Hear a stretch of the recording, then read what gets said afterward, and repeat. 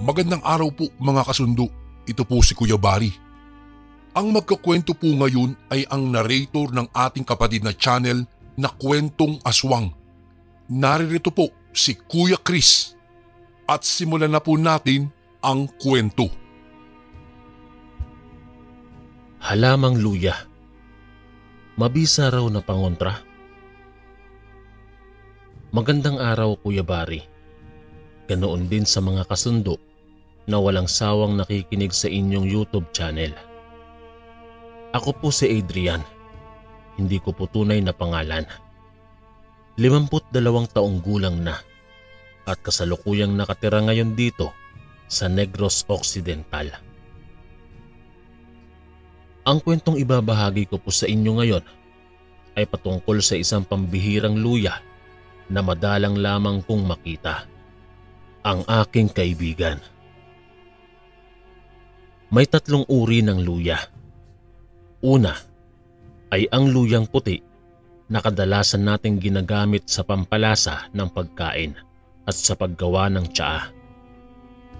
Ang luyang puti ang mas kilala nating lahat. Pangalawa ay ang luyang dilaw na ginagamit naman na pangkulay sa ibang lutuin. Ang luyang dilaw ay may malalaking dahon at malalapad ito. Mabisa ang luyang dilaw upang maiwasan ng sakit na kanser at iba pa. At ang panghuling uri naman ng luya ay ang luyang itim. Ang luyang itim ay nagmula sa bansang Thailand, kaya naman ay bibihira lamang ang ganitong uri ng luya dito sa Pilipinas. Sinasabing mabisang panlaban ng luyang itim sa mga masasamang elemento o mga itim na puwersa. Epektibo itong pangontra laban sa kulam at barang. Simula noong 20 taong gulang pa lamang si Delia ay mahilig na siyang mag-isip ng mga negosyo, subalit lahat ng kanyang naiisip ay palaging pumapalpak. Likas na kasi sa kanya ang maging negosyante, pero hindi niya alam kung paano nga ba niya mapapalago ang kanyang mga naiisip na negosyo. Lahat kasi ng negosyong nasisimulan niya ay humahantong agad sa pagkalugi kahit hindi pa nangangalahati sa buwan.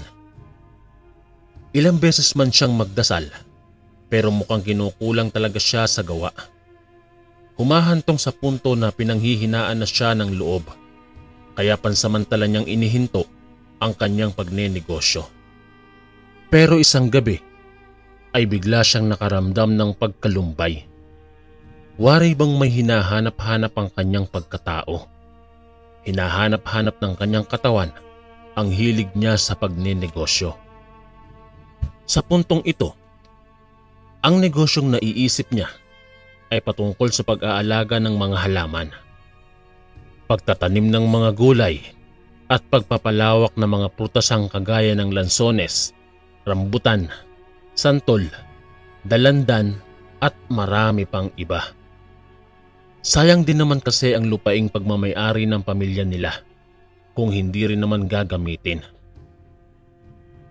Sobrang laki ng niloan niya para lamang maisakatuparan ang inaasam niyang negosyo. Naisipan kasi ni Delia na agrikultura ang pangunahing kadluan ng mga tao ng pangangailangan. Kaya araw-araw ay tiyak na malaking pera ang papasok sa kanya. Noong una ay nahirapan pa siya sa pag-aalaga ng mga halaman. Kumuha na rin siya ng mga trabahanteng inupahan niya sa pagtatanim. Buong akala ni Delia ay malulugi na naman siya pero laking tuwa niya nang naging maganda ang daloy ng kanyang negosyo. Maraming taon nang iginugol niya hanggang sa tuluyan na niyang makamit ang kanyang pangarap na masaganang pagtatanim.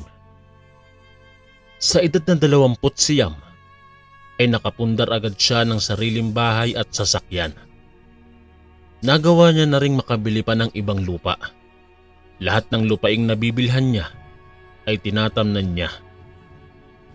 Maswerte siya dahil may nabili rin siyang lupa na kung saan ay sagana sa mga tanim na nyog. Kaya hindi na niya ito tinamnan bagkus ay ipinaalaga niya na lang sa kanyang mga katiwala. Habang nagpapatabas si Delia ng sakahan, may nakitang kakaibang halaman ang kanyang mga inupahang trabahante. May nakita silang kakaibang uri ng luya. Hindi kulay puti at hindi rin naman kulay dilaw ang laman nito. Bagkus ay kulay itim na medyo may pagkaubi. Ang tangkay ng luya ay pinaghalong kulay ube at berde. Higit na mas matulis ang mga dahon nito kumpara sa mga luyang ginagamit sa pampalasa. Itabi niyo lang yan sa isang gilid. Baka nakakalaso ng halamang yan. Utos ni Delia sa mga tauhan.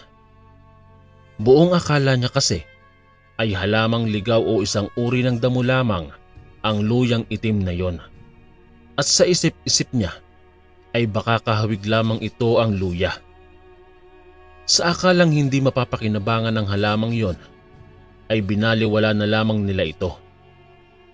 Ipinagpatuloy ni Delia ang pagmamasid-masid niya sa kanyang lupain. Nakaugalian na niya talaga ang bumisita sa kanyang sakahan sa tuwing gusto niya ng katahimikan at pahinga. Habang nakaupo si Delia sa ilalim ng malaking puno ng mangga, may nakita na naman siyang itim na luya na malapit lamang sa kanyang pinagpapahingahan. Doon niya napagtanto na maganda palang gawing palamuti sa labas ng bahay ang luyang iyon dahil sa ganda ng kulay ng mga dahon nito. Nilapitan ni Delia ang mga luya at inukit niya ang mga ito. Napansin niya na kadalasan sa halamang yon ay walang laman. Bihira lamang siyang nakakita ng laman mula sa ganoong halaman. Lahat ng nahukay niyang luyang itim na may laman, inipon niya at dinala niya pa uwi sa kanyang bahay. Pagka-uwi niya, ay agad niyang itinanim sa mga paso ang nakabibighaning luya. Dahil mabilis lang namang alagaan ng luya, agad itong naging mayabong at sumigla ulit kahit sa paso lamang nakatanim. Ipinalamuti nga ni Delia ang luyang iyon sa harapan ng kanilang bahay. Halos lahat ng mga bisita nila ay pinupuri ang ganda ng halamang iyon. Nagsunod-sunod din ang swerte ni Delia mula nang ilagay niya ang mga luyang iyon sa harap ng kanilang bahay. Hinala ni Delia ay may hatid na swerte ang luyang itim. Nahumaling siya sa luyang itim, kaya lahat ng nakikita niya sa kanilang sakahan ay dinadala niya sa kanyang bahay at doon niya itinatanim.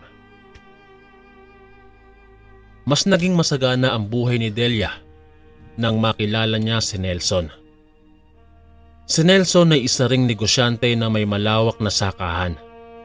May lupain din si Nelson na nabili rito sa Negros Occidental, kung saan ay mayroon itong malawak na plantasyon ng tubo na ginagawang asukal. Nagkakilala si Nelson at Delia sa isang proyektong napatutungkol sa paghahalaman. Unang pagkikita pa lamang ng dalawa ay naramdaman agad nila ang koneksyon nila sa isa't isa. Kaya naman habang tumatagal at habang dumadalas ang pagkikita ng dalawa ay nagkamabutihan sila hanggang sa dumating sa punto na ganap na silang ikinasal. Maraming taon pa ang lumipas hanggang sa biyayaan si Nelson at Delia ng 5 anak. Walang mapagsidlan ang tuwang naramdaman ni Delia sa lahat ng mga tagumpay na nakakamit niya sa buhay. Kaya ang ibang tao, madalas siyang ikumpara sa kanyang kapatid na hanggang ngayon ay isang kahig at isang tukha pa rin. Ako na yata ang pinakamaswerteng tao sa balat ng lupa, usal ni Delia habang pinagmamasdan niya ang kanyang mga anak at mabait na asawa. Abot tayo nga ang kanyang ngiti nang ikumpara niya ang kanyang sarili sa dating siya. Sobrang layo na nang narating ni Delia at halos lahat ng gusto niyang bilhin ay nagagawa niyang bilhin. Anumang luho at pangangailangan ang hilingin ng kanyang mga anak agad niyang ibinibigay hanggat hindi ito makakasama sa mga bata. Isang araw, habang ipinagdiriwang nila ang graduation ng kanyang panganay na anak na katatapos lamang sa kursong engineering, may isang estranghirang matanda ang pumasok sa kanilang bakuran upang makisaya. Uugod-ugod ang matanda at ketongin din ito. Gula-gulanit ang suot niyang damit at sinusundan siya ng mga langaw. Para tuloy siyang naghatid ng langaw sa kaganapan. Ang mga batang nakakita sa matanda ay nagsipagtakbuhan, bunsod ng takot. Ang ibang tao naman na dumalo sa pagsasalo ay pinagtawanan ang matanda. Bakas sa mukha ng mga tao na nandidiri sila sa matanda. Maya-maya lamang ay biglang umimik ang matanda. Mahina ang boses nito at nauutal-utal pa. Pero malinaw na humihingi siya ng pagkain at tubig na maiinom. Dahil maraming pagkain ng araw na yon, walang pag-aatubili siyang binigyan ni Delia ng pagkain at inuming tubig. Pinaupo ni Delia ang matanda at kinausap niya ito ng maayos. Likas na rin talaga kay Delia ang maging mabait. Hindi siya nandidiri at hindi rin siya natatakot sa mga taong lansangan. Habang kinakausap ni Delia ang pulubi, bigla siyang tinawag ng kanyang asawang si Anton. Pagkatapos ay itinuro ni Anton ang mga halamang luya ni Delia. Nakapagtataka dahil dahan-dahang nalalanta ang mga halaman. Hindi mapakali si Delia sa kanyang nakita. Parang siyang nasasaktan nang makita niyang nalanta ang mga luyang itim. Hindi niya alam kung ano ang nangyari sa mga halaman. Nang muli niyang ibaling ang kanyang tingin sa matandang pulubi, mas nagulat siya. Bigla na lamang kasing naglaho sa kanilang paningin ang figura ng matanda. Hindi naman nila nakitang lumabas ang matanda, pero kusang nawala yon. May mga alaga ka palang luyang itim, Mare. Alam mo bang maganda yung luyang yan, lalo na sa mga kagaya mong mayaman? Usal ng isang babae na kaibigan din ni Delia. Ano ang ibig mong sabihin, Mare? Nagtatakang tanong ni Delia. Bakas sa tinig at ekspresyon ng kanyang muka ang kuryosidad na bumabalot sa kanyang isipan. Albularyo ang lola ko, kaya marami akong alam sa mga bagay-bagay patungkol sa mahikang itim. Alam mo ba na ang luyang itim ay mabisang pangontras sa mga kulam at barang? Dahil mayaman ka, nakasisiguro ako na maraming tao ang may inggit sa'yo. Maaari mong gamitin ang luyang itim upang maging pananggalang laban sa mga nakakabahalang kulam. Mahabang litanya ng babae, pero napaismid na lamang si Delia ng nguso. Pagkatapos ay pinagtawanan niya lamang ang winika ng babae. Si Delia kasi yung tipong hindi basta-bastang naniniwala sa mga sabi-sabi ng matatanda. At kapag ang mga luyang itim daw ay nalanta, ibig sabihin may masamang puwersa ang pumasok sa bakuran ng bahay mo. Dagdag pang usal ng babae. Napahinto si Delia sa kakatawa matapos niyang marinig ang sinabi ng babae. Agad na pumasok sa kanyang isipan na marahil ay isang mangkukulam ang matandang inabutan niya ng pagkain at inumin. Sigurado ka ba sa mga sinasabi mo, Mare? Baka naman ay tinatakot mo lang ako. Sambitla ni Delia at ipinagsawalang kibo niya na lang ang winika ng kanyang bisita. Mariing tinignan ni Delia ang mga nalantang luyang itim. Inisip niya na lang na baka ay kagagawan iyon ng mainit na panahon. Hindi niya na rin kasi nadiligan ng kanyang mga halaman dahil naging abala sila sa paghahanda ng graduation party ng kanyang anak. Palaisipan man kay Delia ang nangyari sa mga luyang itim, minainam niyang mag-focus na lamang sa mga mahahalagang gawain niya. Ayaw niya pa kasing problemahin ang bagay na yon sapagkat ng araw na yaon ay kinakailangan lang nilang magsaya dahil nakatapos na ng pag-aaral ang panganay niyang anak. Malaki ang pasasalamat ni Delia sa Panginoon dahil sa wakas ay unti-unti nang naabot ng kanyang panganay na anak ang mga pangarap nito sa buhay. Wala nang masasaya pa sa isang ina na nakikitang nagtatagumpay ang kanyang anak. Ang dapat ay masayang araw ay naging isang bangungot para kay Delia. Biglang nagsigawan ng mga tao at karamihan sa kanila ay nataranta. Ito ay matapos na mawala ng malay ang panganay na anak ni Delia. Bumagsak ang katawan nito sa sahig at agad-agad nilang isinugod sa ospital. Ilang sandali lamang noong madala sa ospital ang anak ni Delia, sinabi ng doktor na pagod lang daw ang sakit ng kanyang anak. Pero hindi kumbinsido si Delia sa sinabi ng doktor. Pinagdiinan niyang hindi lang pagod ang dahilan sa nangyari sa kanyang anak. Upang siya ay maniwala, inulit ng doktor ang pagsusuri sa pasyente. Ngunit nang muling matapos ang pagsusuri, walang nakitang kakaibang sakit ang mga doktor. Sinabi nilang normal lang daw ang sakit na dinaramdam ng binata. Nang bumalik na ang malay ng binata, agad na rin siyang naiuwi ni Delia sa kanilang bahay at doon na lang napagamot. Pero habang lumilipas ang ilang araw, mas lalo pang lumalala ang sakit ng panganay ni Delia. Pabalik-balik nilang dinala sa doktor ang binata, pero hindi pa rin matukoy ng mga doktor ang sakit nito. Ilang ospital na ang pinuntahan nila, pero maski sino mang doktor ang tumingin sa kalagayan ng binata ay walang nakapagsasabi ng eksaktong sakit. Pinanghinaan na ng loob si Delia.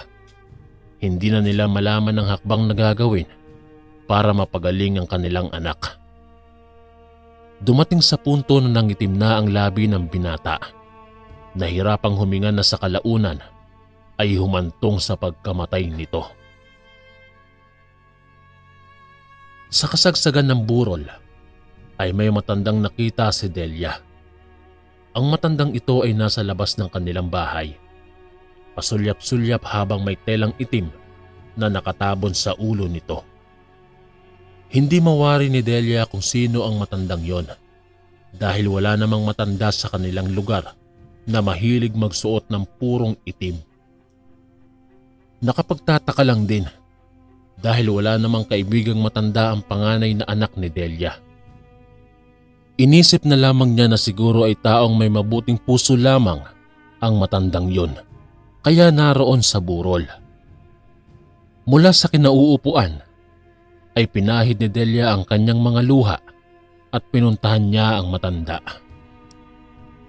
Pero nang makita ng matanda na lalapit si Delia sa kanyang kinaroroonan, biglang tumalikod ang matanda at patakbong umalis sa lugar. Labis ang pagtataka ni Delia sa kakaibang ikinilos ng matanda. Imbis na habulin, ay minainam na lamang ni Delia na bumalik sa dati niyang pwesto upang bantayan ang kabaong ng kanyang anak. Ilang sandali pa lamang ang lumipas ay natanaw niya na naman ang matanda sa labas. Para bang hindi iyon mapakali at napakalikot ng mga pinagkikilos. Nagmamasid ang matanda na tila bang naghahanap lamang ng tamang pagkakataon upang makapasok sa loob. Tumayo ulit si Delia sa kanyang kinauupuan upang sana ay tingnan ulit kung sino ang matandang yon. Pero katatayo niya pa lamang ay agad nang umalis ang matanda. Wala pang oras ay muli na namang bumalik ang matanda. Dahil sa inis at labis na pagtataka, palihim na nagtungo si Delia sa labas ng gate. Dahan-dahan siyang naglakad papunta sa kinaroroonan ng matanda habang siya ay nagtatago sa mga halamanan at sa dilim. Nang magkaroon ng tamang pagkakataon, agad siyang lumundag patungo sa matanda. Hinablot niya ang tela na nakasapin sa mukha ng matanda. Doon ay harapan niyang nakita ang mukha ng ali. Kahawig nito ang pulubi na nagtungo sa kanilang bahay noong araw ng selebrasyon nila. Nang titigan ni Delia ang mga mata ng matanda, dito niya nakumpirma na ang matanda at ang pulubi ay iisa. Mahigpit na hinawakan ni Delia ang braso ng matanda. Nagpupumiglas ito at gustong-gustong makawala sa mahigpit na pagkakakapit ni Delia. Ikaw ang pumatay sa anak ko. Pinatay mo ang anak ko. Ano ang kasalanan namin sa'yo? Sino ka ba? Sunod-sunod na usal at tanong ni Delia. Subalit mistulang pipi ang matanda. Hindi siya umiimik. Kahit na anong salita ay walang lumabas sa bibig ng matanda. Sa hindi maipaliwanag na pangyayari, ay bigla na lamang na naging purong itim ang mata ng matanda. Naging kakilakilabot ang mukha nito na ikinaatras ni Delia. Nakaramdam si Delia ng takot. Tila ba nawalan siya ng lakas kung kaya naman ay nabitiwan niya ang braso ng matanda. Nandito ako upang makatiyak kung tagumpay ko na bang napatay ang anak mo. Usal ng matanda at saka ito naglakad ng mabilis. Napalunok na lamang si Delia ng sarili niyang laway at pagkatapos ay kinakabahang bumalik sa loob ng burol. Lumipas ang mga araw hanggang sa dumating na ang araw ng libing. Mabigat man sa kalooban ay tinatagan ni Delia ang kanyang loob. Habang inililibing nga ang kanyang anak, ay kay daming uwak ang bumisita sa sementeryo. Nagpaikot-ikot ang mga uwak na yun sa bahagi kung saan inililibing ang patay. Naku, ang mga uwak na yan ay nagpapahiwatig na may susunod na mamamatay. Nangangambang saad ng kumare ni Delia. Dala ng takot, ay umuna na itong umuwi. Nang marinig ni Delia ang sinabi ng kanyang kumare, nabahala siya. Sumakit ang kanyang dibdib kasi sa palagay niya ay hindi niya nakakayanin kung muli na namang may kukunin sa kanya. Makalipas ang isang linggo, hindi pa man ganap na tanggap ni Delia ang pagkamatay ng kanyang panganay na anak. Agad itong nasundan sa pagkamatay ng 3 niya pang anak. Ang 3 niyang anak ay naabutan nilang wala ng buhay sa higaan nila. Hindi maipaliwanag ng mga pulis maging ng mga doktor ang naging dahilan sa pagkamatay ng 3 anak ni Delia. Masigla kasi ang mga katawan nito at hindi makitaan ng kahit na anong uri ng sakit. Parang pinagsukluban ng langit at lupa ang naramdaman ng mag-asawang Delia at Anton sa sinapit ng kanilang mga anak. Ang tanging anak na lamang nila ay iisa na lang. Yun ay ang bunso nila. Nangangamba si Delia na baka pati ang bunso niyang anak ay kuhanin pa ng kamatayan. Dahil sa mga naging sunod-sunod na kalbaryo ni Delia sa buhay, napabayaan nila ni Anton ang kanilang sakahan. Matapos nga ang libing ng 3 nilang anak, binisita nila ang kanilang sakahan. Sa kanilang pagbisita, ang naabutan nila ay tuyot na lupa at lantang mga halaman. Para bang naglaho na ang mga nooy pinaghirapan ni Delia na palaguin. Tanaw niya sa kalayuan ng mga uwak na nagsisiliparan sa kanilang naaambandonang sakahan. Dahil sa sakit, hindi na napigilan pa ni Delia ang pag-agos ng mga taksil niyang luha. Yakap-yakap niya ang kanyang asawang si Anton habang humahagulgol.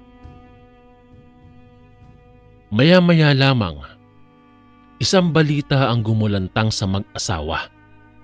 Tumatakbo palapit sa kanila ang kanilang isang katulong. Nagmamadali ang katulong habang ang mukha nito ay kababakasan ng pagkatuliro. Madam, sir, patay na po si Lionel. Nagbigti po siya. Sambit ng katulong. Napalood na lamang si Delia sa kanyang narinig. Si Leonel ay ang 16 na taon at bunso nilang anak. Hindi nila mawari kung bakit nangyayari sa kanilang mag-asawa ang kalbaryong yon, kahit mababait naman sila.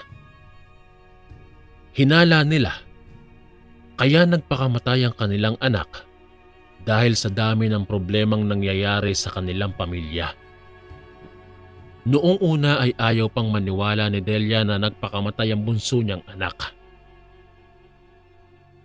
Patakbo silang umuwi sa kanilang bahay at doon ay naabutan nga nilang isang malamig na bangkay na ang kanilang bunso. Muli na namang bumuhos ang luha ni Delia at Anton. Halos isumpa na ni Delia ang kanyang sarili dahil sa pagkamatay ng kanyang mga anak.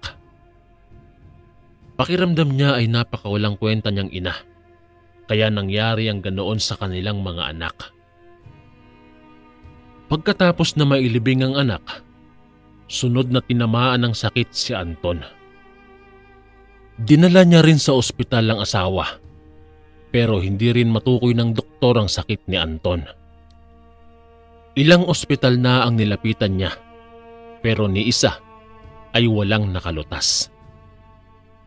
Dinala na rin si Anton sa Maynila upang doon gamutin, pero umuwi pa rin sila na hindi pa magaling si Anton. Sa takot na baka pati ang asawa niyang si Anton ay kunin din sa kanya, nagpasya na si Delia na lumapit sa lola ng kanyang kumare.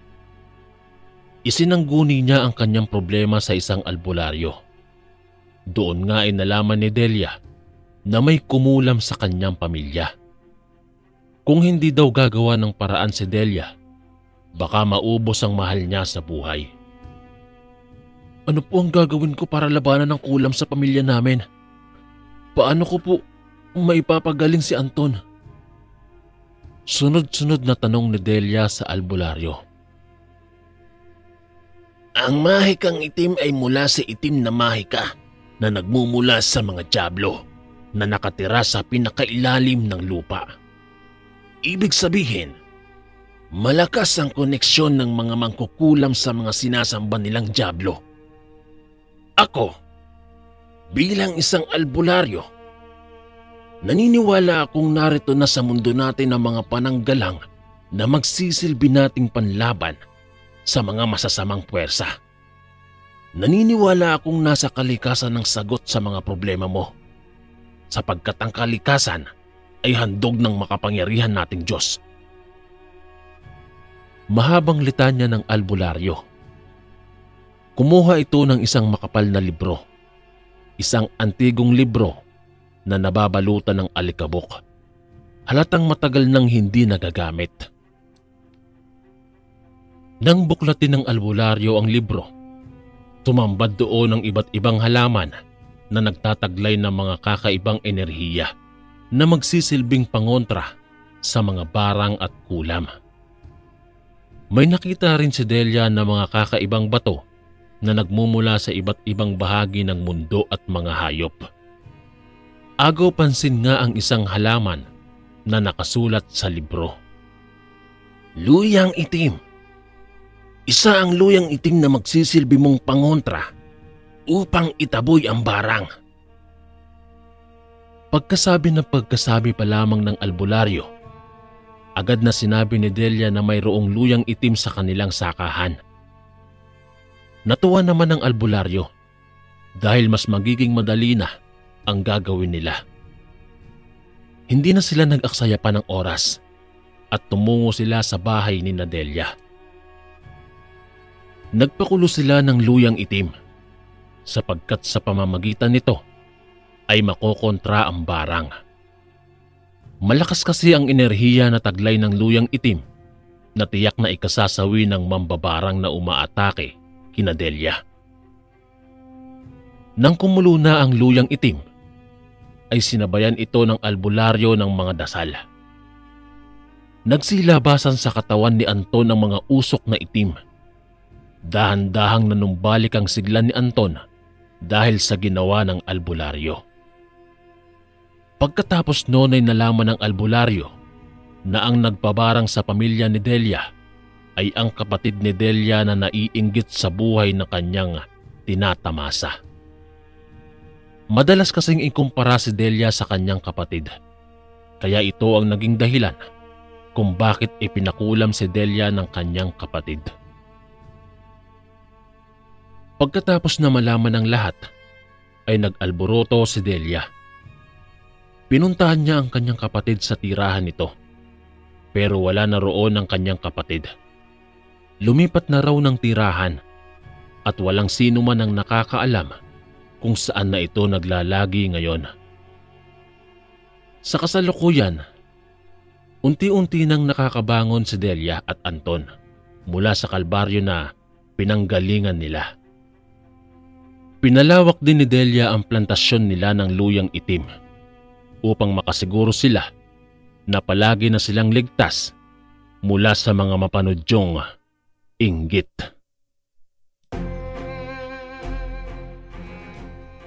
And again, maraming salamat po mga kasundo. Don't forget to subscribe and i-click nyo lang po yung bell na button para updated po kayo sa mga upcoming videos namin na paparating. Maraming salamat po ulit. God bless and ingat po lagi dyan. Ito po si Kuya Bari at ako ang Sundo.